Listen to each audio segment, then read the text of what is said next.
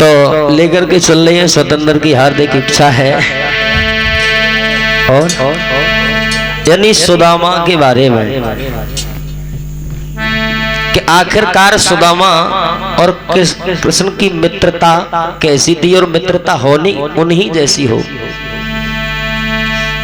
वैसे तो आज भी मित्रता होती है इंसानों के बीच में, और आज भी इंसान गुरु बनाते हैं, और गुरु और शिष्य का अगर रिश्ता हो तो एकलव्य जैसा होना चाहिए। वैसे गलिन गलिन गुरुआ भरे चेला गुरु मंत्र ले, नरक जाओ चाहे स्वर्ग जाओ पर हमें रुपया दे। ऐसा बताया जाता है कि एकलव्य ने अपने गुरु के कहने पर अपने अंगूठा के लिए दान में कर दिया था। लेकिन आज के तो भैया लोभी गुरु लालची चेला हो नरक में टेलम टेला। और ये सुदामा जो थे ये पोरबंदर के रहने वाले थे, ऐसा बताते हैं। एक दिन की बात थी कि भगवान कन्हैया और उनके भैया बलराम गुरु सांदीपन के यहाँ पर शिक्षा अध्ययन करते थे। इन्हीं के साथ में ब्राह्मण परिवार से सुदामा जी भाई पढ़ने जाते थे। धीरे धीरे काफी समय हो गया इन्हें पढ़ते हुए। तो एक दिन की बात थी कि घर पर जो था वो भोजन बनाने के लिए ईंधन खत्म हो गया। तो गुरु सांदीपन की पत्नी ने इशारा देकर के भगवान कन्हैया के लिए अपनी ओर बुलाया है। कहा, लाला श्याम घर पर ईंधन खत्म हो गया है, और एक काम करो तुम दोनों भैया जंगल में चले जाओ, कुछ लकड़ी तोड़ करके लाओ। उसी समय गुरु पत्नी ने जवाब दिया है, हे लाला श्याम, कि गुरु पत्नी बोली मोहन से, और मेरे लाला श्याम इधर आइयो।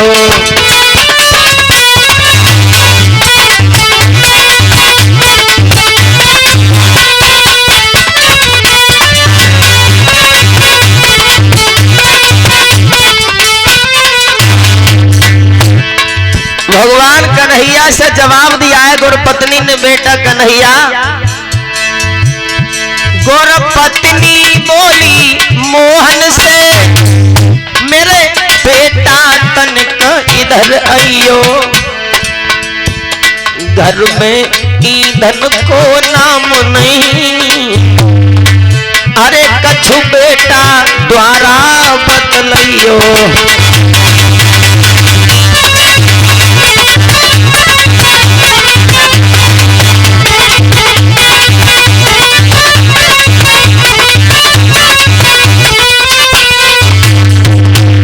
भगवान कन्हैया ने जब इतनी बात सुनी है, भगवान कन्हैया दोनों हाथों को जोड़ करके खड़े हो गए। बंधुओं, भगवान बोले, मां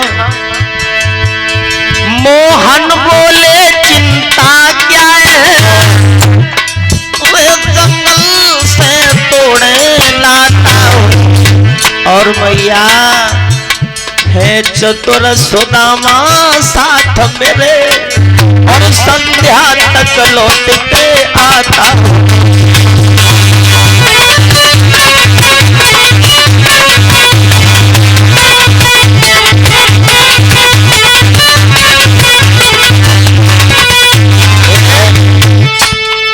भगवान कन्हैया ने जवाब दिया है, मैया मोहन बोले चिंता क्या है, संध्या तक लौटा आता हूँ। हे मैया आप कोई चिंता न करो, मैं और भैया सुदामा इसी वक्त जा रहे हैं, और जाकर के जंगल से अभी इधर लेकर के आएंगे। भगवान कन्हैया ने सुदामा के लिए अपने पास बुला हुआ, कहा, भैया सुदामा एक काम करो, घर पर जो है वो ईंधन खत्म हो गया है, हम दोनों भाई चल करके जंगल से ईंधन लेकर के आएंगे। भगवान कन्हैया और सुदामा जब आगे बढ़े, जैसे ही पाठशाला से बाहर निकले, लेकिन भगवान कन्हैया को इशारा न दे करके गुरु पत्नी ने विप्र सुदामा को अपने करीब बुलाया, और सुदामा से जवाब दिया, लाला इधर आइयो सुदामा, हे लाला इधर आइयो सुदामा, कछु बात है रे इधर आइयो सुदामा।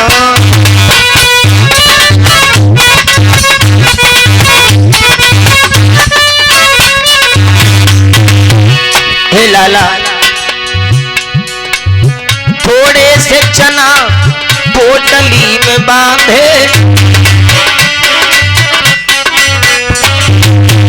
और पत्नी ने इशारा दे करके सुदामा को अपने पास बुलाओ है। भैया कहा लाला तुम दोनों भाई जंगल में जा रहे हो, और कहीं जब जंगल में जाओगे तो न जाने कितना समय लग जाए। एक काम करो ये थोड़े से चना ले जाओ, और जब तुम्हें दोनों को भूख लगे ना तो मिल करके चाव लेना। थोड़े से चना पुटरिया में बांधे,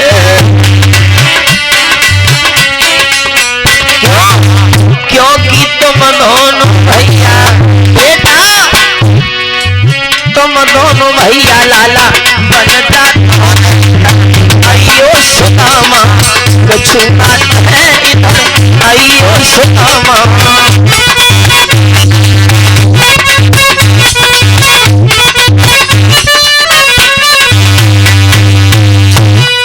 ध्यान में रखना मेरे भैया, सुदामा और भगवान कन्हैया जब वन के लिए चले तो गुरपत्नी ने थोड़े से चना सुदामा को दे दिए और कपड़े में बांध करके बोली लाला एक काम करना, अगर तुम्हें दोनों को कहीं भूख लगे रास्ते में तो बैठ करके दोनों भैया चना चब करके पानी पी लेना, तुम्हारी भूख शांत हो जाएगी।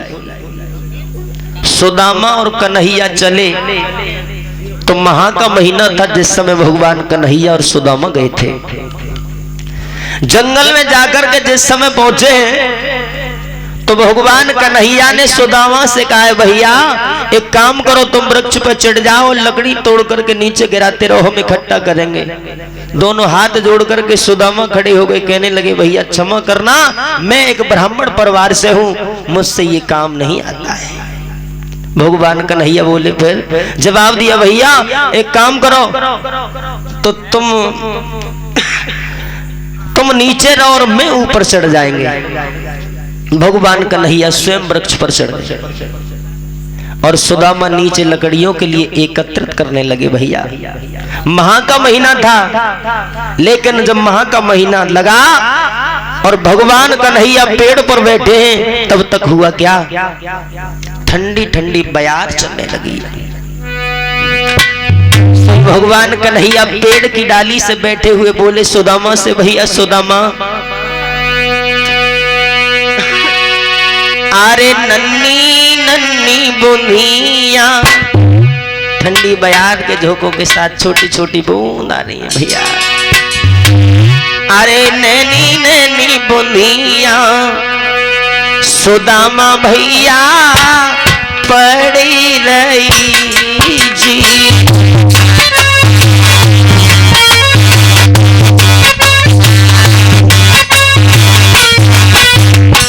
ओरे भैया सुदामा देखो बयार चल रही है और बरसात हो रही है। भैया सुदामा बोले भैया एक काम करना, पेड़ से नीचे मत उतर आना भैया, कहीं उतर से समय गिर जाओगे क्योंकि ठंड को माहौल है भैया। और अरे नन्नी नन्नी बूंदिया सुदामा भैया पड़ रही।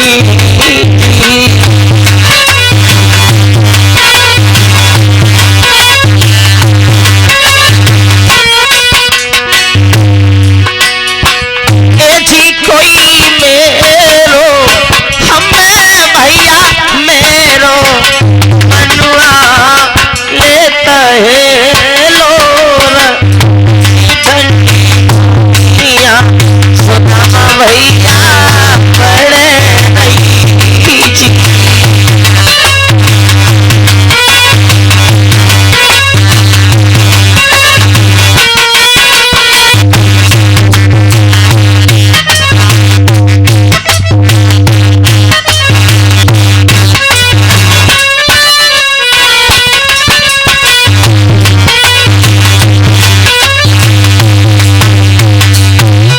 ध्यान में रखना मेरे भैया। भगवान कन्हैया वृक्ष की डाली पर बैठे हैं और विप्र सुदामा नीचे है। लेकिन हुआ क्या, काफी देर हो गई। भगवान कन्हैया ने इंतजार किया। सुदामा बोले भैया थोड़ी देर इंतजार करो, हो सकता है बरसात बंद हो जाए। लेकिन जब बरसात बंद नहीं हुई, माह का महीना था, जब सुदामा के लिए ठंड लगने लगी, तो ठंड में ऐसा बताया जाता है कि इंसान के लिए भूख कुछ ज्यादा लगता है। लेकिन हुआ क्या,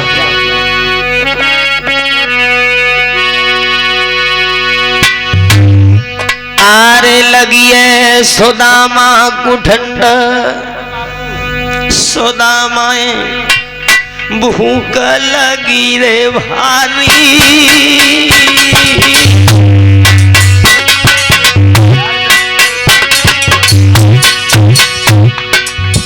जैसे ही सुदामा को ठंड ने सताओ है भैया, अरे लगी है सुदामा को ठंड, सुदामाए भूख लगी अरे भारी।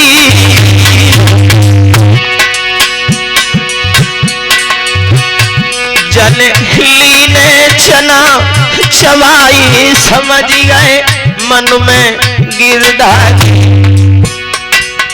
सुदामा को जब भूख लगी, सुदामा जो चनाओं के लिए बांधे हुए थे, पहले अपने भाग के चनाओं को चबा। अपने हिस्सा के चना चबने के बाद भगवान ने जब आवाज सुनी है, बोले भैया तुम्हारे तरफ से कुछ कटकट की आवाज आ रही है, कुछ हो तो हमें दे दो, भूख लग रही है हमें भी। सुदामा बोलो भैया मेरे पास कुछ नहीं है, एक ठंड की वजह से मेरी दांती बज रही है, इसलिए तुझे कटकट की आवाज आ रही है भैया।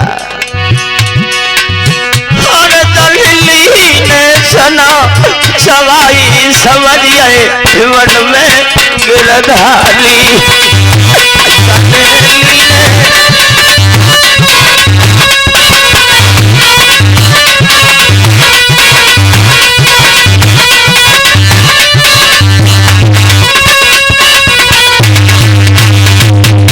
भगवान कन्हैया कहने लगे भैया सुदामा, भगवान से भला क्या बात छुपी थी भैया। भगवान कहने लगे सुदामा आज तू इन थोड़े से चनाओं के पीछे हमसे झूठ बोल रहा है भैया, लेकिन एक आज का ये छोटा सा झूठ तुझे बहुत बड़ा महंगा पड़ जाएगा भैया। अरे सुदामा तू दर दर भटके हो, कोई मांगे मिले नहीं भीख बाद ना बैठो ही रोवे हो। बोले भैया अरे कोई मांगे मिलेगी न भीख बाद ना बैठो ही रोवे हो।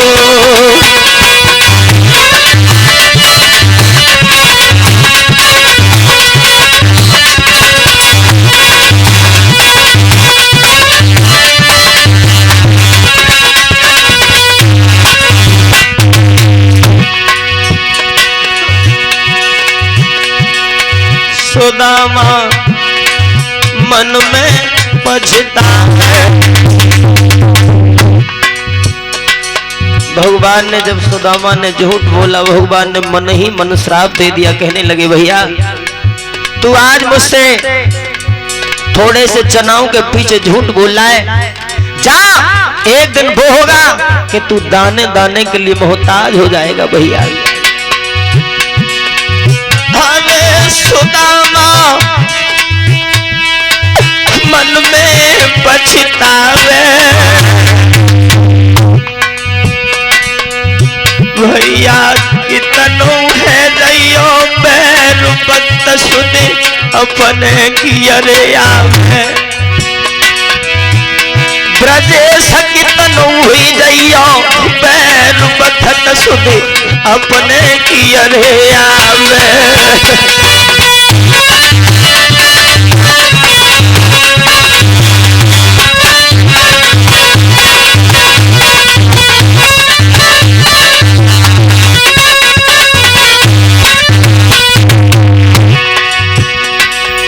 मेरे भैया। और क्या बोल गया ब्रजेश यादव नंगला अजमेरी से मठवाले बाबा को शिड़ों में 51 रुपए की भेंट प्रदान करते हैं। कामना करूंगा बाबा इनके ऊपर हमेशा अपनी कृपा की बरसात यूं ही करते रहना, जो कि इनका जीवन हमेशा मंगल में गुजरता रहे।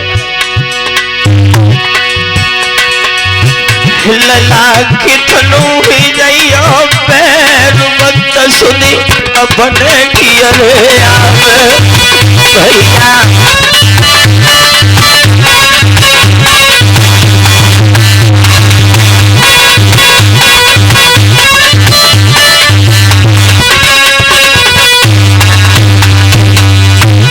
बोलिए मठवाले महाराज की जय।